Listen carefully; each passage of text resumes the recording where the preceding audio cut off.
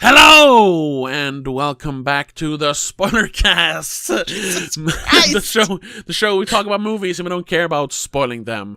My name is Tobias, and with me as always is my sister and trusted co-host Rebecca. Hello. Hello. It's become a thing now since I noticed that you always react, even if you know I'm gonna do it, you still react. Yes, I don't know if it's real or fake or. It's a combination. Sometimes it's real. I'm not prepared for you to do it as loudly as you do sometimes. Okay. Yeah. We're gonna talk about a movie. Wow. Way, a new one. One that I say this too many times because it feels like every movie is the most anticipated for someone. But this one has been, at least for us, one of the more anticipated this year so far. Yes, so far. We haven't seen a lot of movies that we have been anticipating. No. But this one, even though initially I wasn't too hyped about it, whatever. I don't know where I'm going with this. We're talking about, from the world of John Wick, Ballerina. Yeah. Oh, yeah. On Letterboxd, it's actually just Ballerina, though. Yeah, just I know. FYI. But everywhere else, it's from the world of John Wick. I know. It's so weird. It's very annoying. On IMDb, starring, obviously, Ana de Armas. Ian Uh, McShane. What's his name? Gabriel Norman Byrne. Reedus. Norman Reedus. And in a small but well, it's in the trailer. Who cares? Keanu Reeves. Yeah. Yeah. Obviously. And we'll say that. Spoiler. I don't know. It's more than just like a one-scene cameo. He's a character in the movie. Yes.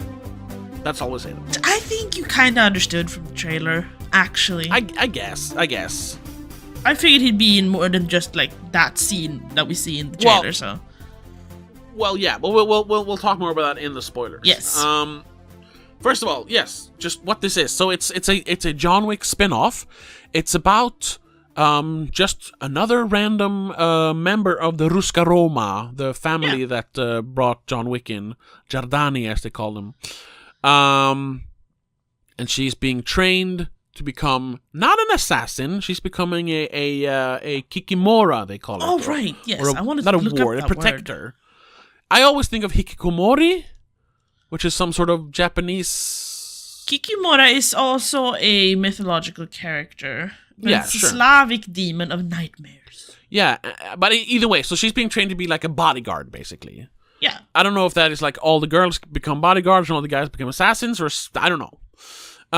But she also has, there's a bit of a shadowy past with her family and the whole world of assassinations that we don't quite know about in the beginning.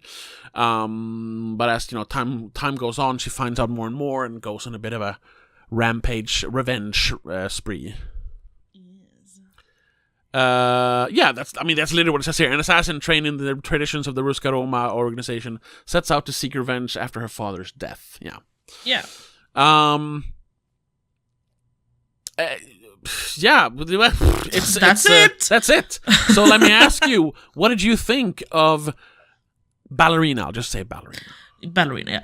I really liked it. It was a good kind of spin-off, actually. For once. Almost. Yeah. I rarely like these kinds of in-universe just spin-offs, want to make more movies because we want to make money from the name. Yeah. But this one was, this universe does lend for it. Yes. We've said it before. We said it when we talked briefly about the first episode of the TV show, that technically this universe is the perfect one to make so many random spin-offs in. Yeah, unfortunately... Because you can just pick one other character and make a movie about him. Yeah. Just want to quickly, if anyone hasn't seen that episode of the TV cast, we reviewed the first episode of The Continental. And it wasn't a bad show. It was just boring. Nothing happened. It didn't match the style. It didn't match the vibes that we expected. And it's just like... I don't care about how Winston became the manager of the Continental New York. Who gives a fuck? It should have, like I just said, it should have just been another random assassin and them doing their job. Yeah. Yeah, because that's the classic, fan fiction, like, oh, I want to know more about the hotel. No, I don't. I don't care about. It's a hotel. So what? Yeah. Now, if you just want to make another movie about another assassin and throw in some cool action scenes, sure. But don't try to make it like we're expanding the world. I mean, they are expanding the world, but that would have been like if the movie was about if they tried to expand it and make it about like whatever the guy's name is. Fuck. In which movie? in the Peter Serafinowicz, who is the weapon proprietor in the second movie. Ah, yes. He's like a sommelier, but then he has all the weapons instead. Yeah. No, he's a tailor. Taylor. Right. Yeah. And also, like, how we want to expand and see how, because they have a similar character in this. Who are all the weapons guys in this? We want to make a movie, but no. Just. We need another personal story, a personal story about an assassin or whatever. An action. That's it. Don't try to explain things. Nobody cares. Which Ballerina was, with carefully and very nicely, kind of feeding in John Wick just to keep the audience going. Yes. Yeah. Although it wasn't necessary. It wasn't necessary. But it was as good without him. But yeah, of course, it was like ooh, even though they spoiled it in the trailer. Yeah. Because it would be fun because we see him first when they kind of flash back to John Wick 3 when he is in the theater and he gets his ticket ripped. Yeah. That's what we see in the beginning, and that's where Ana de Armas' character Eve sees him the first time. But then they did show that he shows up in the snowy town for the final part of the movie. Yes. In the trailer. And it's like, they shouldn't have done that. That would have been a great reveal. But yeah. However, I still like this movie overall. It was almost, the same amount of action and fun as the previous John Wick movies. The only issue I had was there were a few too many characters that somehow had a little bit of importance and then just kind of disappeared. It was like, don't understand why you're introducing this person to make it important and then not have him in the rest of the movie, really. Two specific ones. Are you thinking of whatever his name is? Norman Reedus, and Norman the Reedus. friend from and the friend from the ballerina school. Yeah, it's like, why? What was the point of that? This is just tiny little details, really unnecessary.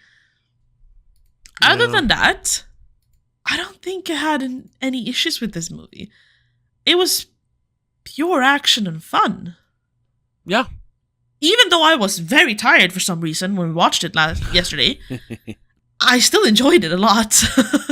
And it's one of those movies I'll definitely be able to rewatch just because, just like with the other John Wick movies. Oh, yeah. This one... Oh, yeah. So yeah. But that's what I think of it. What did you think of it? I really liked it as well.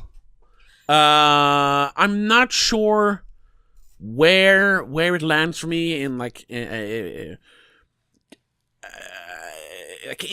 in the franchise, if it's better or worse than any other movies. I don't know if that's fair, because at this point, I mean, if we're going to be super objective about it, I think it's better than the first John Wick.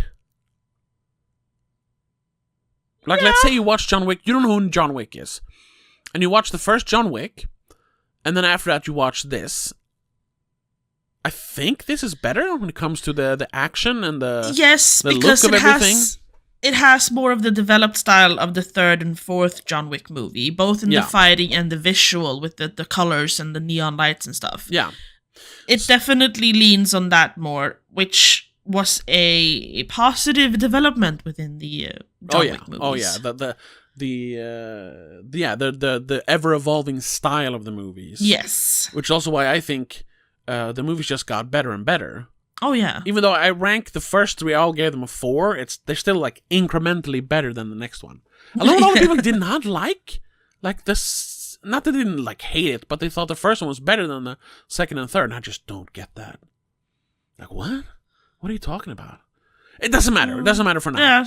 Yeah. And I recently rewatching John Wick 4 before this.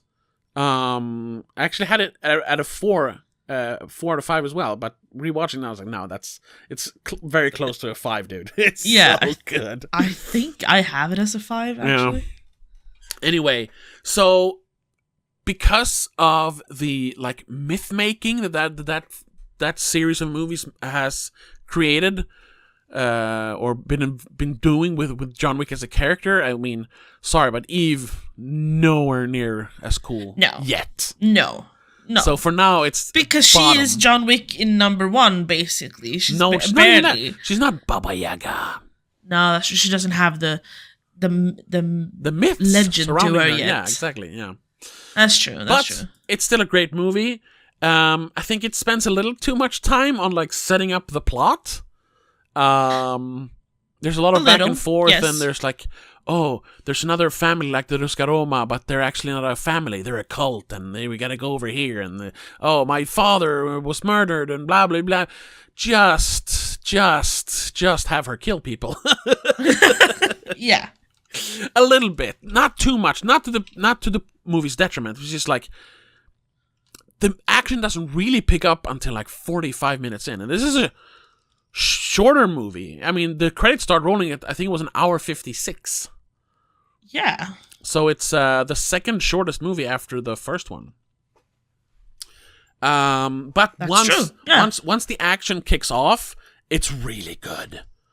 I love that, which is something they establish in the movie. She's not as strong as John Wick, which they literally say, like, in the movie. It's so funny, like, you're a girl. You're not as strong. You're not as fast. So instead of, like, saying that the odds are stacked against you, change the rules of the game. Fight like a girl. Yes. And yes. I told you when we left, that is gonna be in all the like strong female protagonist fighting edits. Fight like a girl, fight and then they put in all the cool girls in all the movies. Yeah, because her first proper mission when she's protecting that girl at the club, she gets the shit beaten out of her because she's not prepared. That's her first mission. she hasn't done that yet. Until she figures out about, oh, right. So they rewrite the rules in my favor, and then it works. Yeah, and she's just so ferocious. Like, she doesn't stab like once or twice, and she just stabs over and over and over to kill them. Like, I better kill this guy, or otherwise he will beat me to death. Yeah. I like that part, and then the like. Yeah, I guess it's funny because I think the third act is the longest in this movie. Usually the second act is the longest, but actually the third act is the whole snowy village you see in the trailer. Yeah. And that whole, from the fucking second beginning. One, it is non-stop insane action. Not quite on the level of like John Wick 4, but almost. It is constant. It's closer to John Wick 3. It's constant. It's really constant, but it's kind of messy compared to John Wick 4. Oh, yeah. But it suits the style, because, like, again, she's not as versed in all this. She's not as trained. Yeah. She hasn't had the experience yet. So whenever she does something, it's just pure grab whatever you can and hit them, basically. Yeah, exactly. Ending up with frying pans and kitchen knives and ice picks. And once skates, again, ice skates. Just like in John Wick 2, like how it seems like the entire city of New York, all of them are assassins, or in some way at least involved in this organization of assassins. Literally, the entire snowy town she comes to are part of this like cult. Literally, even the kids, although they don't fight the kids. Thank God. It's insane. So yeah, I thoroughly enjoyed it. The only thing I didn't like, we can't really discuss until we get into spoilers, because it is a story thing. So hint at it. Well, it has to do with where the character goes from here. That's it. Yeah. Okay. Because they're obviously, just like the other ones, setting it up for sequels, like, obviously. Yes. But where the character is at the end of the movie was like, couldn't have done something different with it? A little bit? Yeah, a little bit. But we'll talk more about that. I also want to talk a little bit of a pet peeve. This is not Chad Stahelski directing it. It is he is producing, and I think it's the same producer choreographer. I'm not sure. But it is Len Wiseman directing now. Decent director. But I haven't really seen him do anything recently. He's done a lot of TV. I need to think. Have I seen anything he's done? Yes, he's done Underworld. He's done the Underworld movies, and he did Die Hard 4, which people can say what they want. I think Die Hard 4 is a good movie. So but you see, the movies he's made are they're pre John Wick action movies where fighting was very different. Yes. Yeah. So, of course, like I said, he had a good choreographer and all the fights looked good, but I think his direction was a little more hectic. Also, coupling up with the camera work. I don't know what the camera or the cinematographer is. They did, but for the most part, you have the the wide angles and you just see them fight in uncut moments. But there are a few fights where they almost pull a Bourne Identity shaky cam fight thing, and it's just and that brought that, but not enough to ruin the movie, but it just brought down those moments a little bit, and that's where I think the movie loses a little bit of points. If we're gonna find something to complain about, but other than that, I thoroughly enjoyed this movie. Ana de Armas was great as Eve. Also. Yeah, cinematographer is Romain Lacourbas. I don't know how to pronounce your name. Sorry, you're French. Lacourbas. Has he been involved in John Wick before? No. But he was director of photography for Colombiana, Taken 2, November Man. Okay, yeah. So The Witcher for a few episodes. Okay, yeah. So more traditionally shot action, especially Taken 2 with the shaky cams. Yeah. But still, Village of Shadows. I don't know what that is. I don't know what that is. But still. Something French. Good stuff. Yes. All around. Like I said, very much so. Ana de Armas was great. I loved the fact that this never became. I wasn't really worried about it because of how the franchise has dealt with female characters before, but there was no girl power moment. It wasn't, except for Fight Like a Girl. Yeah, but it was also that one made sense. It was also balanced by the fact that she said, "You will never be as strong as him. You will never be as fast as him. So change the rules of the game in your favor." It was very honest. It wasn't just like, "You're the top of the class and you're better than everyone. You're the best of them all. You even beat all the guys, even though they're big." No, exactly. It was very realistic. Because yes, other than some few, of course, outliers, a woman will not be as strong as a man. No. If a man and a woman trains the same way, they will not be as strong. Unless they're equal in size, in body shape, and all that. Yeah, but like I said, those are outliers. But in general, exactly, it's not going to happen. No. So you have to fight differently as a girl or as a woman, and they did that correct. And it was never, and it was never like, "Oh, you're sending a girl to do this." No. There was none of that. It was just. So then she could show I'm actually as good as everyone else. No, it was so normal for them. Yeah, and I love that. By the way, I looked up the stunt coordinator. Oh, it is the same one as in John Wick 4. Okay, makes sense. Who also did, by the way, Fast X. Okay. Silent Night. Yeah. Well. Prey. We like that one. Yeah. He was utility stunt in Kate. Remember that one that we watched? With Mary Elizabeth Winstead. Yeah. The Boom Boom Lemon movie. Yeah. dying of cancer. Boom Boom Lemon movie. Yes. Okay. Yeah. That was pretty good. Yeah. Yeah. Okay, yeah, so that makes sense. He was in stunts in John Wick 2 as well, but he was fight coordinator in Return of Sandra Cage, Triple X. Ooh. So he's done a few stunts, and he was definitely, so he's involved in chapter 4 at least, which makes sense. Makes sense then that the fights are really cool. Yeah. Yeah. So overall, really, really solid action movie. Probably the best action movie of the year. Like, we haven't seen too many. We haven't even seen too many action movies this year. No, that's true. Not also very many good ones. It's a good, like, world. What do we call it? It's not a sequel. It's a spin-off. Spin-off. Yeah. Spin-off. That was the word. Yeah. It's a good spin-off for once. Because usually spin-offs kind of suck. It fits right. It fits right into the rest of the John Wick movies. Yes. It doesn't feel out of place. No. It feels like they with just changing the backstory and having Keanu Reeves be the main character. It could have been a John Wick movie. Yeah. But they did enough to make it fit for another character. But the world is exactly the same. Exactly. Wonderful. Somewhere here and there, it felt a little lower in budget, but I don't know about that. Oh yeah, some of the special effects with the cars.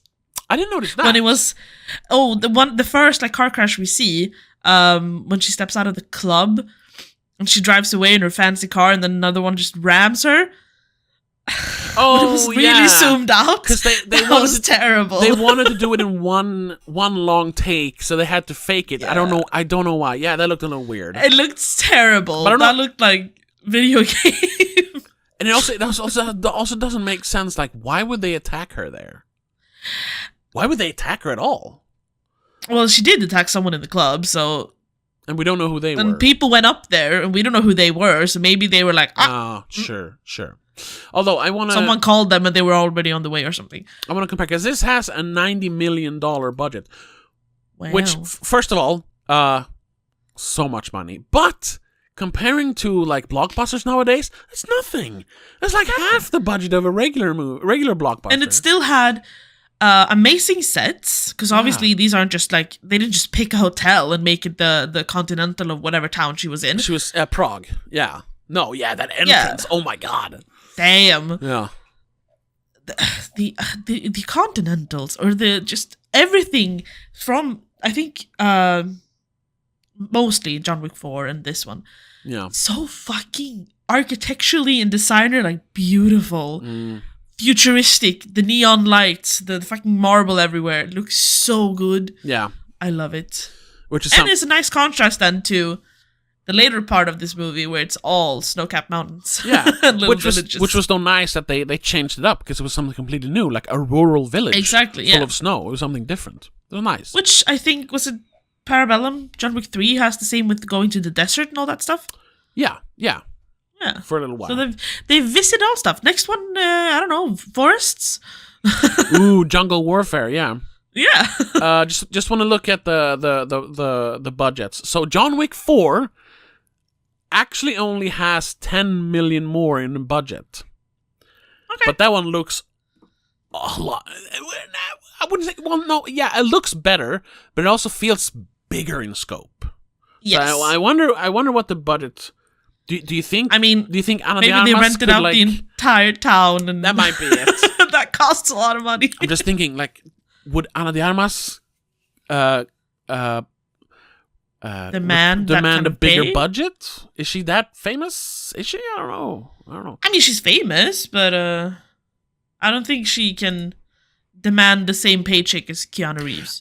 Well, he's kind of humble, so true. Might actually. But I'm saying, like, she can't demand I it, guess, even if he is humble enough to be like, yeah, but she should have. Yeah. Like, he's one of those people who would take a lower pay just so everyone else can have the same. Yeah. As far as I know, at least. Insane, though. I mean, we're all talking production budget here, so of course there's more. But sure. The first one, I mean, it's 10 years ago, but still back then, budgets were so big. It cost $20 million. Oh. That's nothing. Oh, and the second one, I think they doubled the budget for that one. Where the hell did I... Like, even taking into consideration the fact that locations cost a lot to rent. Yeah, they doubled it And- for the second one, 40 million. Yeah. And I mean, his house in the first movie, Yeah. just having that house for a few scenes must have been so expensive. I know, and that's actually the one detail I know, because they brought that up in the behind the scenes stuff. That was like a house it's an actual house. Sure. Of an architect. That's why it looks so cool. He built it for himself, so he made it like exactly the way he wants it. And some producer, if it was the director, I don't remember, was friends with them and said like, "Can we borrow your house?" And he's like, "Oh, okay." Yes, so they saved money on that. As long as you don't break anything, yes, you can borrow the house. So all the glass that they crashed through was fake, but everything else in there is real. So yeah, that's how they saved that. That's how you make a movie. Cut corners, for God's sake. You don't have to pay $600 billion for a movie. Sure. Jesus fucking Christ. I opened the trivias and there's like one that's an A4 paper long. Sorry. So first John Wick, 20 million. Second, 40 million. I think the third one was doubled again. Almost. 75 million. And then the fourth one was 100 million. And then the new one was 90. But it makes sense. They spend a little less money to see if it still works, and then they go big with the next one. And they've never been like huge successes. But it's also it's been enough that you know that they at least made their money back, and that's what's important. So the first one obviously says it's such a small budget. Well, it didn't make that much. It made $86 million worldwide. Did you know that it was almost direct to DVD movie? Wait, which one? The first one. The first one. The first John Wick.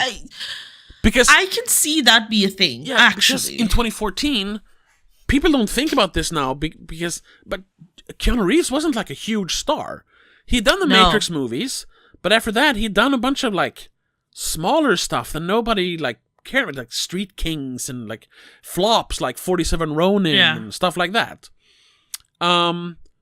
So it was kind of like them doing another like, you know, cheapo Stallone or Statham movie, but we get Keanu Reeves, and they had like a good story. That's why the movie feels so small, also, because they could only hint about what happens later in the movies. Yeah. But then we're like, no, I think we actually have something good enough here. We're gonna put it into to theaters. It's good that they did. And speaking of that, I think I talked about this when we reviewed the fourth one 2 years ago. There was actually so the first one showed in theaters in Sweden, but the second one then, because it hadn't done that super well in Sweden, they were maybe not gonna buy the distribution rights for it in Sweden. Oh, right. And it was just gonna be a direct-to-DVD in Sweden and just cinema in other countries. But there was literally, I don't know if it was Filmstaden, the one big cinema chain in Sweden, the only cinema chain really. There's a couple small ones, but I think it was them, or if someone did like it was a private thing, but I think it was them who did like a petition, like we're not going to show John Wick 2 in theaters, but if we get enough, if enough people say that they want to see it, we will consider doing it. And I signed it, and eventually, it showed up in theaters. It's like, yes! Imagine. So it's kind of funny that it wasn't like a huge success. It feels like it now. Like everyone knows John Wick. Because the franchise grew so much. But I think it grew very organically with each movie. And the fact that each movie, with the diehard fans also. Yeah, kind of a cult classic. Now having become sort of mainstream. And I think that's awesome. Yeah, me too. And also how the franchise grew with that. Anyway. Yes, but let's get back to actually talking about Ballerina. Yeah, sorry. I want to point out a thought that I had. It's not a spoiler, really. In chapter 3, when he goes to the school, to the Ruska school, there is a scene of a ballerina on the stage. Yes. And that was Apparently supposed to that be is the hint. supposed to be Yeah. our Eve. Because that's when they started talking about a spin-off called Ballerina. Yeah. Yeah. I just wanted to, because they like pointed out that, yeah, this is it. That is the one. And that is Eve on that stage, technically. And I know for a while she was going to star in the movie until the franchise grew and like, no, we need an actual movie star. Yeah, because they had American ballet dancer and actress Unity Fallon. Nice, cool name. In that, on that stage. Yeah. But she had only done a short before that. And she's another short, 5 episodes of a random TV show, and a background actor in the movie I'm Thinking of Ending Things. So yeah, it's not someone they needed a bigger actress. Yeah, for a starring vehicle in the new like spin-off franchise. Yes. Yeah, you need also probably someone who has more acting action ability. movie training. Yeah, and acting ability. Yeah. Yes. Did you know that they reshot most of the movie though? Reshot? According to the rap. I know they did like they went back and shot extra stuff, but not that they reshot things. The way it's phrased here, according to the rap, Chad Stahelski reshot most of the film after disapproving of Len Wiseman's original cut. Okay, so it is... Reshoots took place in Prague for 2 to 3 months without Wiseman's involvement. Wait, where are you reading this? On the IMDb trivia. Really? Okay. I haven't heard that. I mean, trivias are all taken with a bit of a pinch of salt, because I don't know if they're fact-checked at all. Yeah.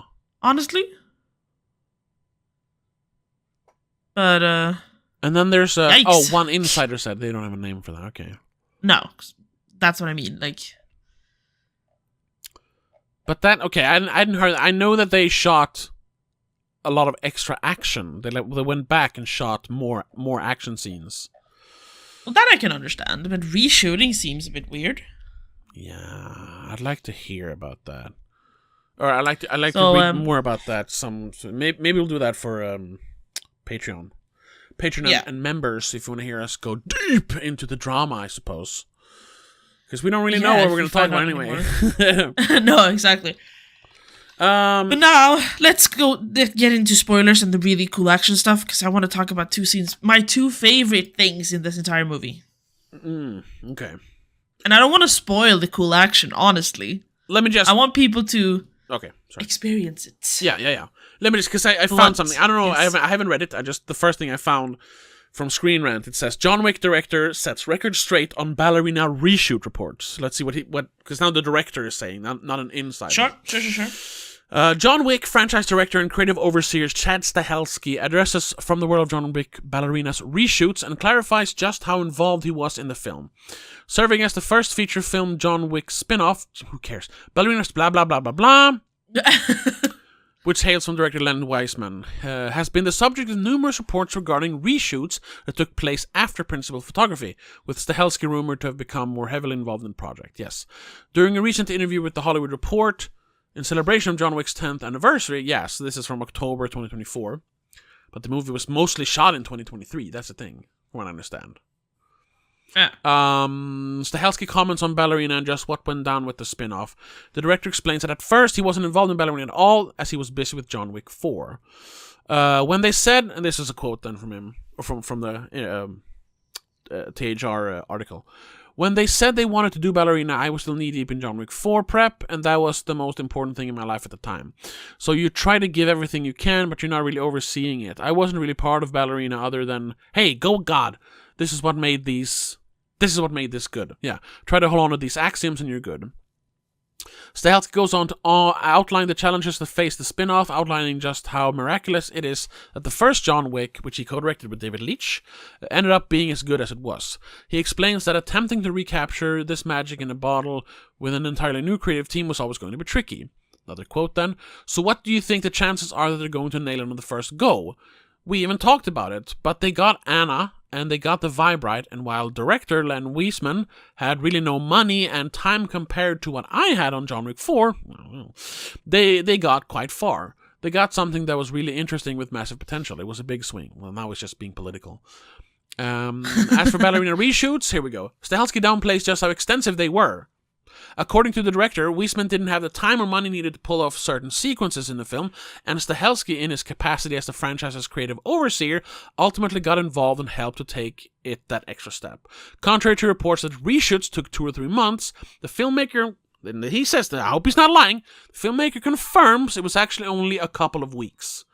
Okay. And he says, so we went... It wasn't so much. Yeah, and that's why I heard that they shot extra stuff, not reshoots.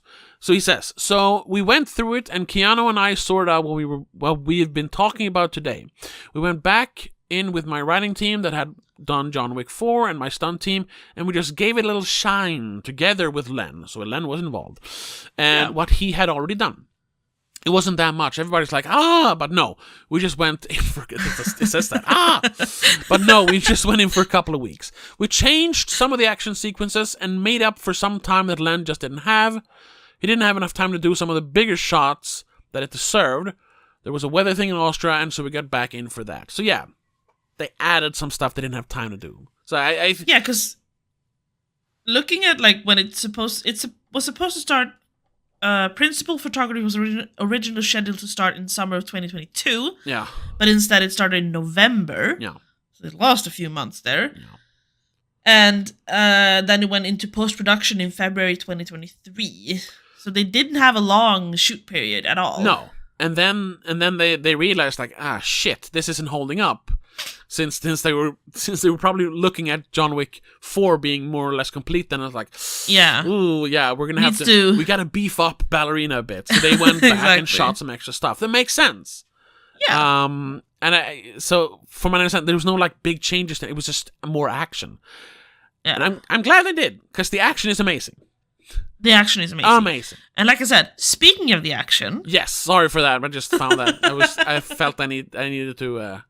Clarify straight away. Yeah. So from now on, no drama in the exclusive episode. No. Sorry, we just cleared it up. No drama. Yeah. Already done.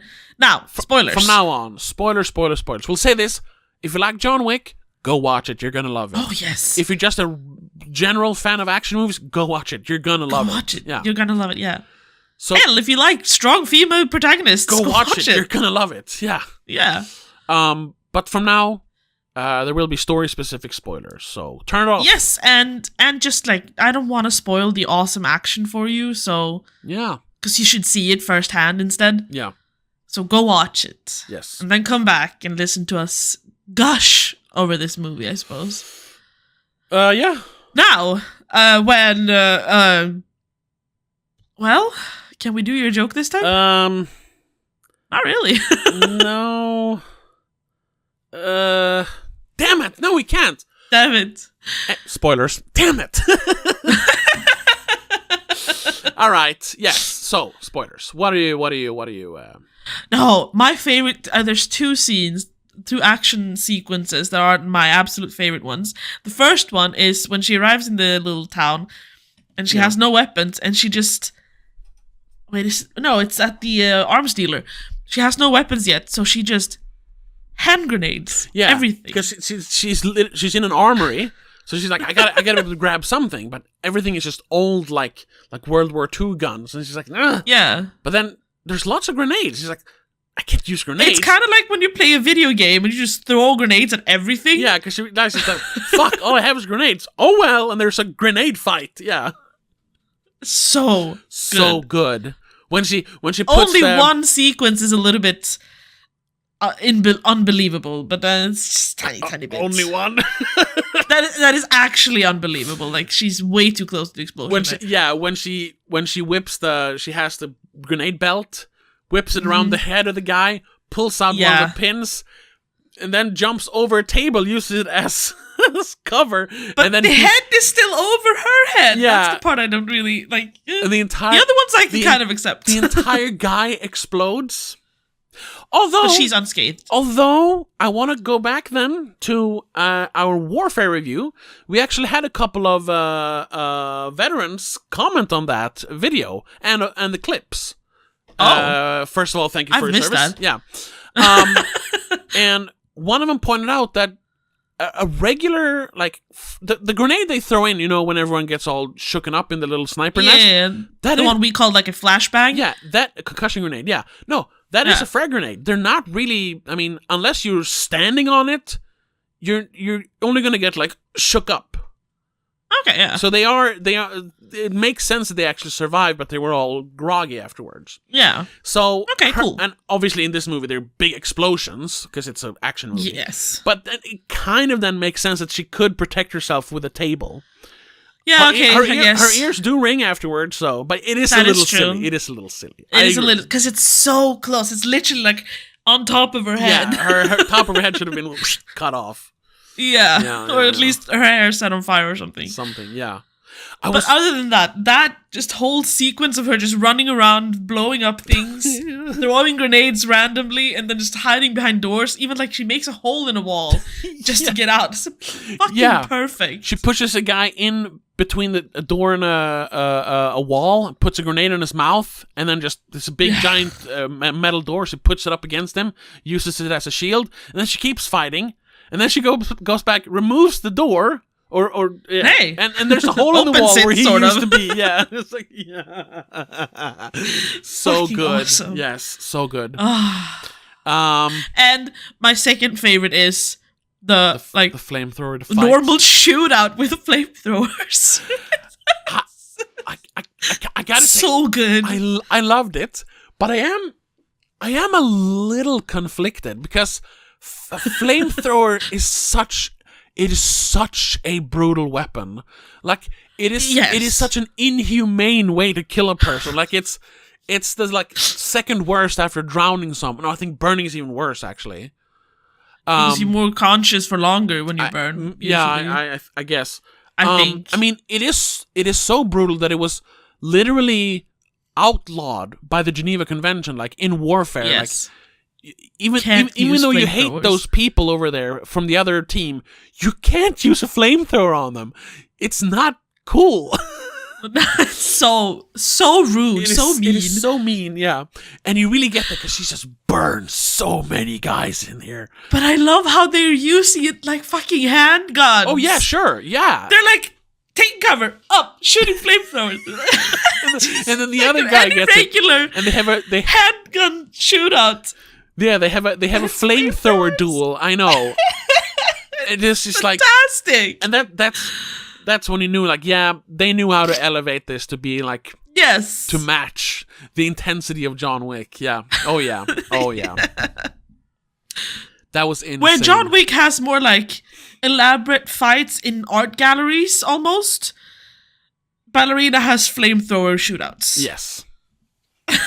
and it ending with her doing like a fucking wizard duel thing with the flamethrower in the water. Oh yeah. Oh my god. Yeah. Looked straight taken out of like Harry Potter. Yeah. Yeah. In the end, when Voldemort and Harry Potter are like, yes, in the last movie, they do that in a few movies, but yes, when the spells conflict and one is stronger than the other, it's anime. I love it. It's anime. Yeah. Yes. Fantastic. Yeah, all those scenes. And those two are my favorite, though. Yes. But overall, just like the movement through the town felt somehow organic. Yeah, the fact that they moved through the entire town. Yeah. All the time. And every time someone opened a door to fight her, we were equally surprised that they were in on it. Yeah. But I also want to talk about then the John Wick fight, because he shows up. Sure, yes. He actually, and we got to talk about that plot hole. Yes. Because he shows up, sent by the director of the Ruska Roma, the lady, whatever her name is. She's a known actress. I don't remember. To either kill her, bring her back, or if she refuses, kill her. Yes. So, yeah, they have a little standoff in an old abandoned church, or I guess blown up church. Yeah. And I love that they didn't go for, once again, the whole girl boss thing, that she's actually better than John Wick. No, he's toying with her. They give her a couple of hits, yeah, and at the end, she has her in a stranglehold. She has him in a stranglehold, but he also has his gun pointed at her head, so he isn't losing. No, he is he just keeps going like, just let it go, just get out of here. And she said, no, and he's fucking goddamn and hits her again. And eventually, why he doesn't kill her is because she not pleads. I don't want to say pleads, but he sees a bit of him in her. Yes, he understands where she's coming from. Because, the entirety of his whole lore is just, well, from the movies, is that he's just pure revenge. Yes, that's the whole thing. It is just so he revenge. Has to understand it. But yes, that is where the plot hole kind of comes in. Yes, because this movie starts 12 years before John Wick 3, so about 11 years before John Wick. Because there's only a couple of weeks or months in between the movies. Barely, yeah. We don't know because they never actually say. But anyway, that's when we see Eve and her father getting killed by this cult because they tried to leave. You can't leave. You can never leave. And then she gets taken in by the organization, by Winston specifically, and takes her to Rosca-Roma. Because I'm pretty sure they did the same with John Wick. But he was probably a little older. And then she grows up as a ballerina, and she gets trained and everything to become a kikimora, more of a bodyguard than an assassin. And then you have the scene where he is in the theater, getting his ticket ripped so he can have safe passage to Casablanca, which is in John Wick 3. Yes. That's where he meets up with Halle Berry and all that.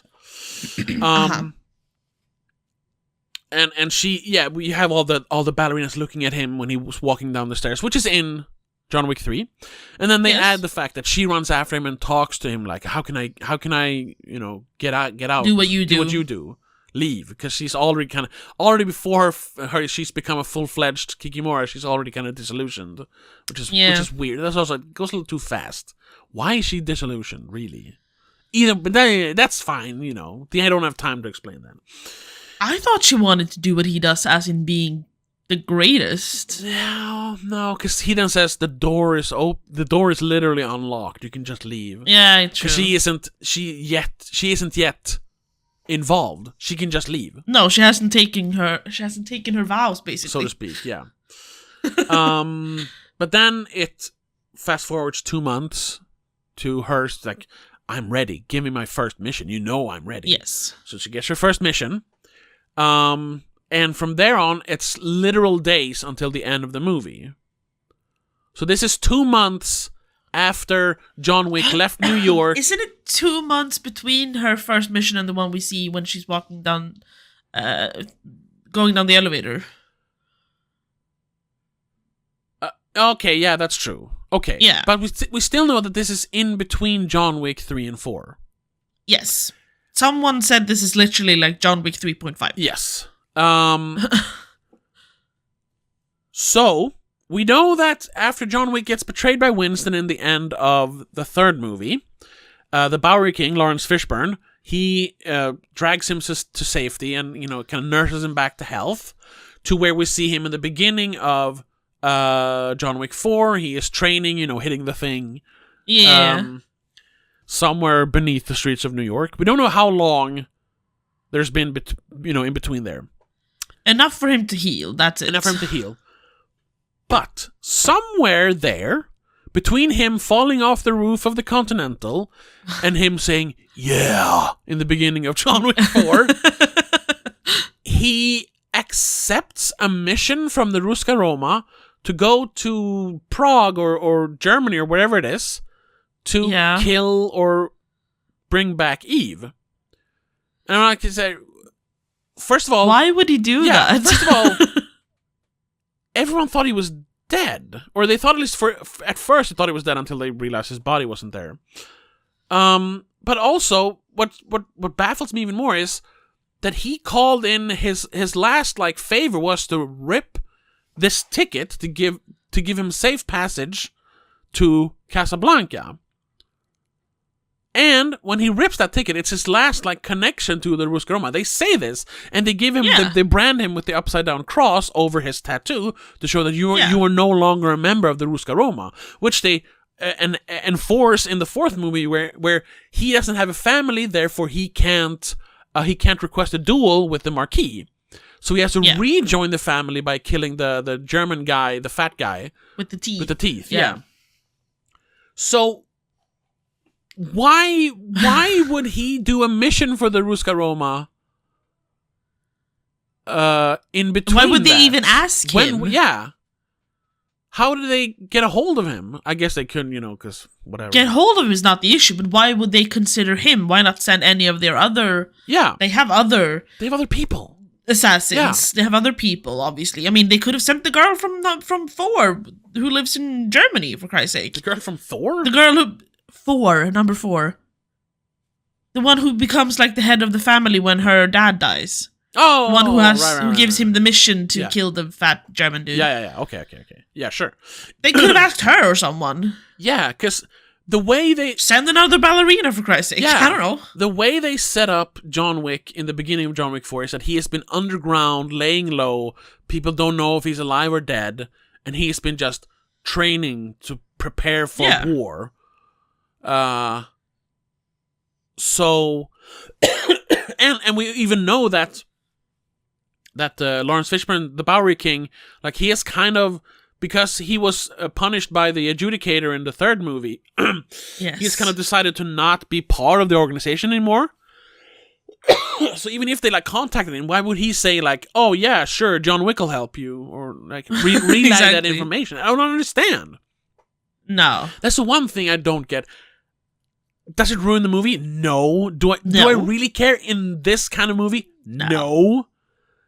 But if you want to nitpick it, it doesn't make sense. Yeah, it doesn't really fit in the timeline anymore. Where I think it comes from is the fact that the script was written by Shay Haddon in 2017. That's when I think that's when they bought it from him. And so that was before even John Wick 3 was a thing. Or at least before it was made. It was supposed to be a standalone, I think. Yeah. Its own action film and not part of the John Wick franchise, really. Yeah. So the fact that and then when they started developing it in 2019, they maybe didn't actually know where I can't speak. Where John Wick 3 would end. So they were like, yeah, he can show up because he's going to be alive in between 3 and 4. But then when the ending of 3 doesn't really click with match up. Yeah. That's the only thing. Like I said, they say that somewhere between 2019 and 2022, the script went through rewrites to make it more like John Wick. Since it was decided to change it into that wasn't a proper sentence. Change it into a spin-off of those films, of the John Wick films. Yeah. So yeah, they it's a little bit meh. It's a plot hole. Who cares? Yeah. Yeah. It doesn't really. You kind of forgot about that as the action just amped up. Oh, sure, so. sure. But if you want to be an actually, and if you think about the expanded lore of the third and fourth movie, then yeah, it doesn't make sense. But shut up. But then also fuck off. Shut up. Now, my only problem with this movie that I had really was Norman Reedus. I don't particularly like that actor. I haven't seen him in enough. I also hate his hairstyle. I need him to cut his hair. Yeah, he has had the same hair for the last 20 years. All I see is the fucking zombie dude. Yeah. Zombie, I don't know. Walking. His character in that zombie. I don't remember his name. Show. I don't know. Walking Dead, right? Yeah. That's the one. Yeah. I haven't seen that show in. Could he? I don't know. Pulled it back into a ponytail at least. Do something. Yeah, man. I wonder if it is his brand now, because he does not. Well, I was gonna say he never changes his hair, because if you go back to Blade 2, which I think was in 2003, so more than 20 years ago, he doesn't have it as long, but he still has that shaggy kind of longer look. And then his next big project after that was The Walking Dead. You see him pop up, of course, in Pandorum a year before Walking Dead, where he also kind of has the same hair. Yeah. But then all throughout The Walking Dead, he has that exact same hair. It No, just gets, that's not fair. it gets longer. In the beginning, it is short. Yeah, it's shorter, but it's the same No, hairstyle. it's short Oh, okay. in the beginning. But then it grows into that, and in everything else yeah, and then he just kept it like that's that. the way his hair looked. Even when he was in a video game, 2 video games, one that never really became a video game, Silent Hills, but he was in a promo video for that. His hair looked the same, maybe a little shorter. Yeah. But then, of course, he is the main character in Death Stranding, where he has the exact same hair. However, I want to say, in that game, you can put it up in a man bun. So he does change it there, but that's the only time. And that's not him. That's a video game. Yeah, That's a rendition of him. Yeah. His look is so... like I said, it's become his brand. So it's become so ingrained with him as a person. So when you see him in this movie, it's just like, oh, that's not Daniel Pine, the character. That's... No, that's... what's his name? Walking Dead dude. Yeah. What's his name? Reedus? Norman Reedus, thank you. Yeah. He even... I mean, technically, it's a little bit different in Bike Riders, but it is long and shaggy. That's the thing. It's basically the same. It's just the length that changes, basically. Anyway. It's the shagginess, the covering his face. Yeah, It just looks so dumb. Yeah, the bangs. I don't like the hangs in front of... And him, just in general, his character in Ballerina, I like, it's not unnecessary per se. No, it opens up. It gets her involved more. Yes, exactly. However, it starts off feeling like he's gonna be important, and then he's just gone for most of the movie. Yeah. So I wonder if because honestly, other than The Walking Dead and I guess Death Stranding, he hasn't really done much. Like you said, small role in Bike Riders, and I know he made one movie where he starred in, but it was a smaller movie called Air in like 2015 or something, 2019. So I don't know. But other than that, he hasn't really done much. And I think now that The Walking Dead, I mean, they're still doing a bunch of stuff with him, but it's starting to kind of dry up. He's like, shit, I gotta do something else. Not that he has to. I'm sure he has plenty of money from The Walking Dead, but you know, an actor's got to keep working. Yes. So it feels like he like took this role.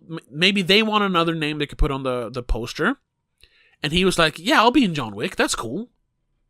Yeah. But he feels a bit too recognizable for that small of a role. That's a problem.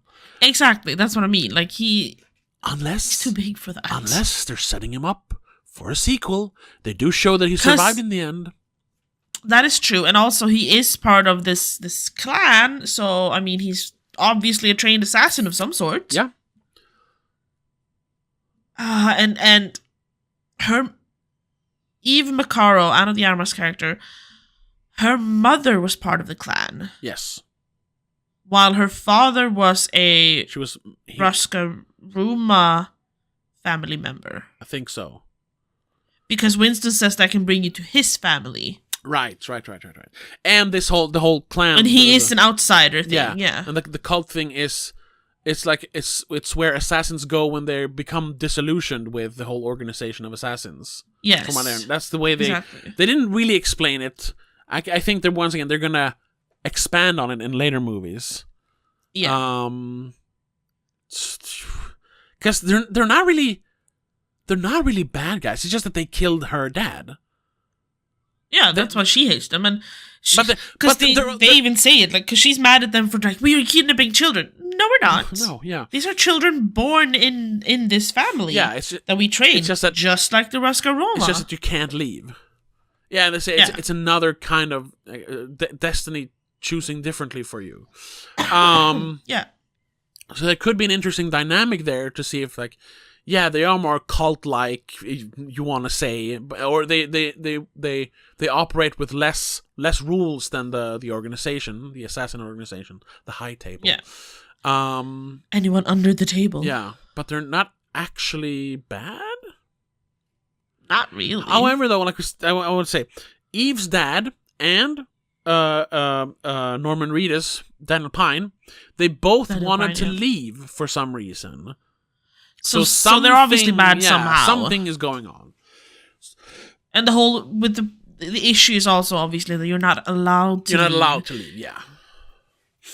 you're never excused. You're never, because they tell us in Ballerina in the beginning of it. One of Eve's friends is just like, well, she's not assassin material, so we put her out into the real world. Yeah. To be a normal human, and she becomes we do see her an actual ballerina. In the end, she is just a regular ballerina. Which is kind of sketchy, though, because she still knows about the whole assassin underground thing. So maybe they're like brainwashed or something to forget about it. I think they say like, you're not assassin material. We're gonna let you go. But if you tell anyone, but don't tell anyone, because we're everywhere. So if you talk, you're dead. I guess that's exactly. Yeah. She didn't have any of the tattoos either. No, I don't think she had any of the tattoos. Yeah. Eve had before she got her last tattoo. She had parts. Yeah, of the them tattoos already. are like different grades, sort of like how you get tattoos when you level up in Far Cry 3. Remember that? Oh yeah, that's true. Yes, I guess it's kind of similar. It is a bit like that, yeah. But and yeah, since the friend obviously wasn't good enough to be an actual assassin, she never got any tattoos because she never finished anything. Kind of funny though, the tattoos. I mean, sure, a bunch of criminal organizations have tattoos, but do you know where that whole thing originally comes from in the franchise of the movies? No, it's because John Wick, Keanu Reeves, he has what is it? His back is Fortuna Pro something, and then he has like a praying lady on the back of his on his back. I think that is a real tattoo. Maybe not the lady, but the text is. So, and they were like, "Ooh, that's kind of cool. Let's." So they showed that more. They have the shower scene in the beginning of the movie. So they showed off his tattoo, and then that kind of became a theme in the later movies. Yeah. So they weren't really planning. I mean, probably they would have had tattoos because, especially since it seemed to be a like Western European theme to a lot of this organization, and they like their tattoos. Yes. But still, that's kind of where the quote over the shoulders come from. His is Fortis Fortuna Adiuvat. Right. Fortune favors the bold. Right. And hers is. Well, actually, she has a different one technically in John Wick 3. Yeah. Because there it says civis pacem parabellum, which means if you want peace, prepare for war. Yeah. But in Ballerina, they changed it, which tiny thing. Is it lux in to tenebrium? Lux in tenebris. Tenebris, right. Light and darkness. Oh, right. I thought, no, sorry, tenebris, right, yeah. I was thinking of inferis. That's hell. Or fire or something. Yeah. Anyway, yeah. Also, tiny detail, didn't care. Oh, yeah. That they changed her tattoo, like, I didn't realize that they did until I read that, so. But that's because, that's why the movie is called Parabellum, because it means prepare for war. And that is it's a very famous quote. Si vis pacem parabellum. It's from... The phrase is adapted from a statement found in Roman author Publius Flavius Vegetius Renatus Tract de Re Militari, in which the actual phrasing is Igitur qui desiderat pacem preparat bellum. Therefore let him who desires peace prepare for war. Yeah. The idea which it conveys also appears in earlier works. Oh, as in Plato's nomoi. Okay, laws. Makes sense. The phrase presents the insight that the conditions of peace are often preserved by a readiness to make war to defend said peace when the need arises. Exactly. You don't want war, but you are willing to wage war to protect what's yours. To protect your peace. Yeah. Also, I don't know exactly how it is, but on ammunition, when it says the 9mm or 8mm, it's a kind of ammunition, which is called 9mm parabellum. Which you see if you look, you see it all over the John Wick movies. They always use parabellum. Of course, so it's a double meaning in the Why third not? movie. Yeah. Anyway, anything else specific? You're right. The ending. Yes. Because let's talk the ending. Yeah. So, John Wick is about a retired assassin who goes back and he does, basically just starts killing. He's not actually like. He's out for revenge for them fucking up his piece. Yeah. Quite literally. He technically joins the assassin in the second movie. Yes. When the Italian brother calls in for his favor, that's when we see him in Baba Yaga mode, basically. When he kills the sister in the bathtub. Well, she kills herself, but. Well, yeah. Well, he does shoot her in the head just for good measure. So it's technically he did it. Yeah. You can't know which one ended it. So that we don't actually see him as an assassin in those movies. So when it came, no, because most of them he's just running away. Really. Yeah, exactly. It's him trying to revenge and then get rid of them. I mean, it's literally I'm gonna kill them all to get so no one can chase him anymore. He'll kill everyone in the entire world. So when they started talking about Ballerina, I was like, it could be kind of cool to see how more of a look at how the assassins actually operate when they're just assassins, which I guess we do get for the first, or when the action starts. There's like 20 minutes of that. What? 20 minutes? Yeah. But then it immediately becomes her own personal mission of revenge, and she goes against the organization. She goes against the Ruska Roma. And they never say that she is disavowed? Yeah, they call it excommunicado. Thank you. Yes.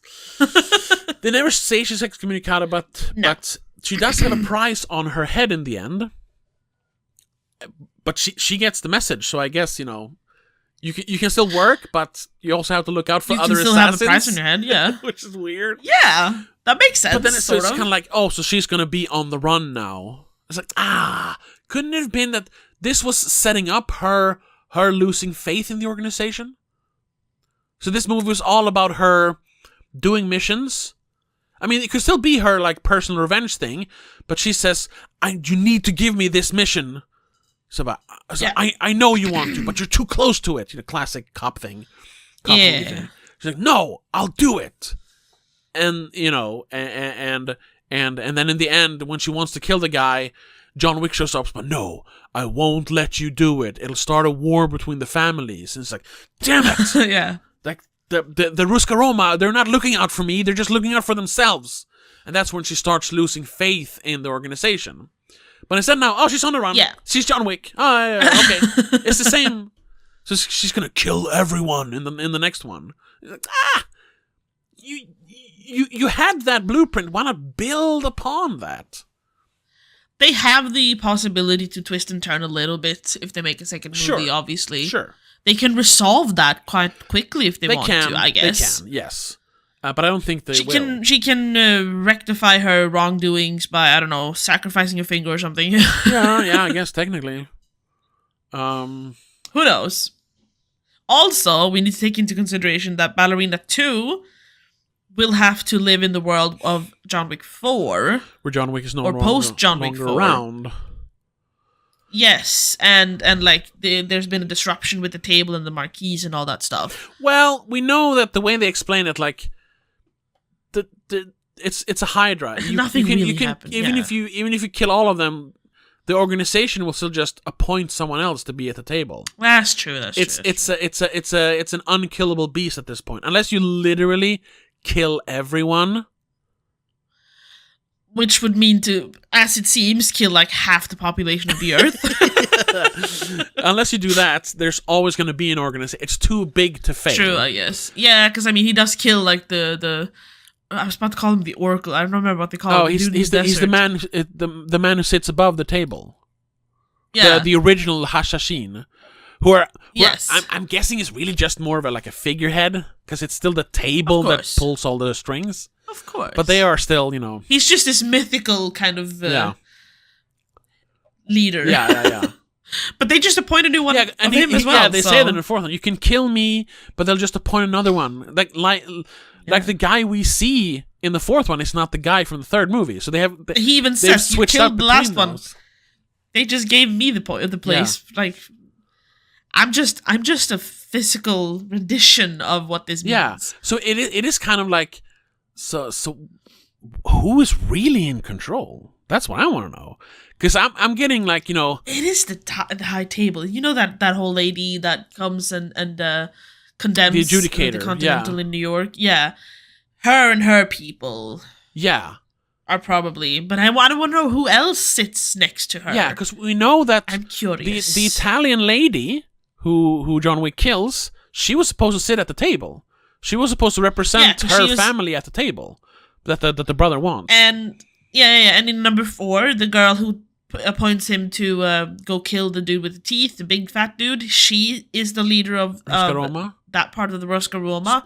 So she sits at the table? I'm not sure. Because I think there's, of course, maybe there's more tables. The man who's above the table. Then there is the table where everyone sits. And then I think there are families below that, one of them being the Rosca-Roma. I don't think... Oh, maybe they're not high enough to sit at that table. Yeah. Because she says, like, when they killed my father because of what you did, I had to take the role of leader in this. That's true. family. And also, yeah, she could be the leader of the whole thing. But I don't know how... Because the far up she is. The old lady who is the director of the Ballerinas, Angelica Houston, famous actor. Yes. I don't know why I didn't know her name. She, I guess, is just the director for that phalanx or that chapter of the family. That school, basically. Okay, it makes sense. So yeah, maybe that lady sits at the table. Yeah. A lot of girls then. Yeah. That's a nice one. I don't know. That's one of the, like, I don't need to know, but I'm curious. Yes, and that's because they're slowly building it out, and they're not trying to, they're not telling us everything. They're just hinting at stuff, and then you get kind of like, ooh, I'm interested. Because I usually don't. Maybe the next movie will tell me more. I usually don't like world building, but when they hint at a bigger world, I get like, ooh. When you insert a bunch of world building into your movies or into your video games, that's when I'm like, oh, I don't care. But here's like when they do like info dumping or like, here, I'm gonna tell you the history of the Rosca-Roma just so you understand what I'm getting you into. No. Then I get turned off. He just brings her there and they ask her, do you want to be a ballerina and also maybe you can be strong as your dad? Yeah, exactly. And she's like, yeah, okay. It's that or an orphanage. That's why I famously hate world building, but I have bought dozens of books and comic books and art books about Mass Effect and Dead Space. Yes. I know everything about those because they always hinted at a bigger universe, so I wanted to know more. Anyway, and it's the same world here. building done right. It's the same here, yeah, exactly. It's world building done right. And again, it's why Ballerina works as a spin-off in the John Wick universe. John Wick universe. John Wick universe. Yeah. Because they're just hinting at all these assassins existing all around the world. So and now you kind of want to know, like, who actually sits around. How the many? table. But I kind of want one with the about the daughter of the. Is it the Tokyo Continental? He's in number 4? Osaka, yeah. Osaka. Yeah, Rina Sawayama, yeah. Yeah, I kind of want a movie about her. Like, or, someone from that area, because then you'd have a new style. You'd have more of a Japanese style. Yeah. That too, like, you can introduce assassins from all over the world to introduce different styles, because so far, John Wick and Ballerina are both from the Rosca-Roma, so it's a similar fighting style. It's a similar upbringing and all that stuff. Yeah. But hell, take someone from Africa or Asia or not Russia. Maybe they're similar enough to Rosca-Roma. Like it could be fascinating. Yeah, I agree. And I think on that note, we're gonna wrap this up. Yes. I just wanna say, I haven't read into it, but there are rumors about a John Wick 5, which I really don't hope they're bringing him back, because they literally show his grave in the end of the number 4. That's true. But I just quickly, because I saw it popping up on IMDb, so here I found another Screen Rant article about it from this year, from April this year, updated in April. Let's see what it says. The fate of John Wick 5 is finally beginning to solidify, and each new announcement makes it one of the most anticipated sequels in recent memory. John Wick 4 was seen by many as a highlight of the franchise, with audiences and critics praising the action while also being surprised by the conclusion that suggested that the series could be over. What do you mean suggested? He's dead! They stand by his grave! Anyway. Unless it's fake, that would be that would ruin it. If he faked his death, no. But here it says, however, there has been some John Wick 5 news since the release of the 4th film that hints that there could be more John Wick adventures to come. Unless they're referring to Ballerina and Ballerina 2, because Ballerina 2 is more or less already, like, approved. Yeah. It's greenlit. It's gonna happen. Yeah. So then they go through what blah, blah, blah, blah with the franchise, and then sadly, the piece, he clears business with the high table and finally find peace. Sadly, the peace is short-lived as John seemingly dies moments after his victory. Nonetheless, John Wick 5 news is determined to keep the franchise alive for at least one more chapter. So what does it say? After a plethora of uncertain updates regarding the 5th film, the latest news finds John Wick Chapter 5 getting confirmed once again. Star Keanu Reeves himself cast doubt on the project ever happening. Okay, that doesn't bode well for the movie. But Lionsgate, the people are like, no, we'll make another movie. I mean, yes. Lionsgate's presentation at 2025 CinemaCon reaffirmed development on another mainline installment. Oh, so a mainline doesn't mean it's John Wick 5. No, exactly. That's what I'm saying. Maybe they're referring to Ballerina 2. Maybe they're referring to another spin-off. Maybe they were just, I don't know, they're gonna keep John Wick shit happening, but it's some other character taking over. Yeah, it says Lionsgate Motion Picture Group's Adam Fogelson emphatically revealed that Reeves will reunite with creator Chad Stahelski for John Wick 5. Well, yeah, he's a producer, so doesn't mean he has to act, Though details are still scant. And there's a quote, and Fogelson said, the guy from Motion Picture Group, Lionsgate Motion Picture, Keanu, Chad, Basil, and Erica. Basil Lewanik is the guy who wrote the movie. Erica, I don't know. I think she's a producer. She's also involved in writing the John Wick movies. Would not return unless they had something truly phenomenal and fresh to say with these characters and this world. We can't wait for audience to see where the journey takes us. That is such a bullshit thing. Like, oh yes, absolutely, we're working on things. They have nothing. They have said, come on, do something. We'll wait. That's it. And then it says, with this announcement comes along with several other developments in the franchise, including a spin-off following Donnie Yen's Kane. Oh no. As well as a TV series Under the High Table. Okay, that could be interesting. The emphatic nature of the announcement is a bit more heartening than previous positive updates, as it seems as if Lionsgate has finally turned a corner on the hotly anticipated sequel. However, it remains to be seen when more details about John Wick 5 will begin to surface. Wow. So they have nothing. But they know they're gonna do something. They know that Keanu Reeves and Chad Stahelski and Basil Lewanik and Erica, whatever her name is, they are working on. They are gonna work on another movie. Yeah. In the universe, but other than that, who knows? Because that's the one thing they can't do. They cannot bring him back. He is dead. That would ruin it. Because he finally found peace. I mean, yeah. Was it Erica Lee? I think because she's one of the producers. Should be her then, yeah. Yeah. I guess they could do a prequel, but... No, God, no. He's too old at this I'm point. sorry, Keanu Reeves, you look too old to be able to play your younger self. Is he pushing 60 at this point? Is he older? He is... He's born in 64. Yeah, so he's 61.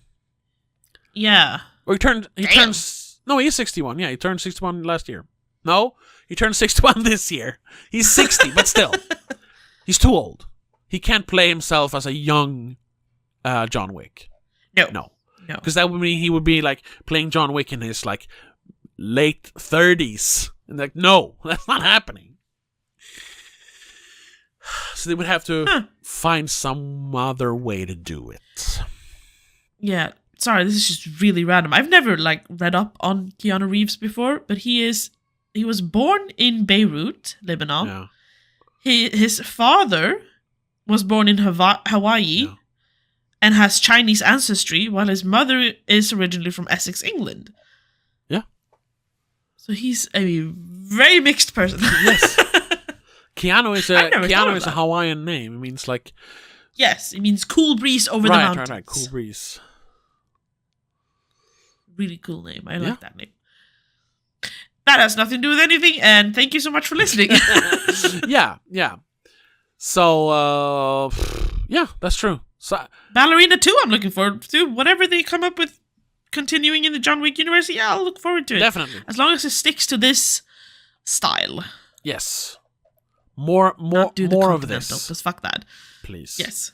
More of this. No continental. No continent. I'm kind of interested in if they're actually doing a movie about the high table people or a TV show. Yes. That could be interesting because I do want to know about how it actually works. Again, and keep it in this kind of style. Also, don't make it one of those old, back in the 70s. No, or whatever. well, I guess they kind of would have to maybe do that. You could have a history lesson somewhere in there. Yeah. I don't know. But then, how you wouldn't have as much action, I suppose. It could be kind of boring. Who knows? We don't. I don't know. Only time will tell. Only time will tell. Yeah. So that's gonna have to be it. For our exclusive episode, I don't know what we're gonna talk about. Maybe another random fight movie. I don't know. Yeah, maybe. We'll figure something out. Because we've already done ranking the John Wick franchise before, so I'm not gonna redo that already. So yeah. Thank you so much for listening. You know what? Check out the episode to find out what we talked about. Exactly. Thank you so much for listening. Thanks so much for watching here if you're on YouTube. Like, subscribe, all that. Comment. What did you think of the movie? If you're on YouTube, where you can comment. I guess you can comment on Spotify as well now. But yeah, we'll see you next week. But until then, have a good one. Bye. Bye. The Spoiler Cast is part of Please Don't Make a Scene. It's produced and hosted by Tobias Vedén.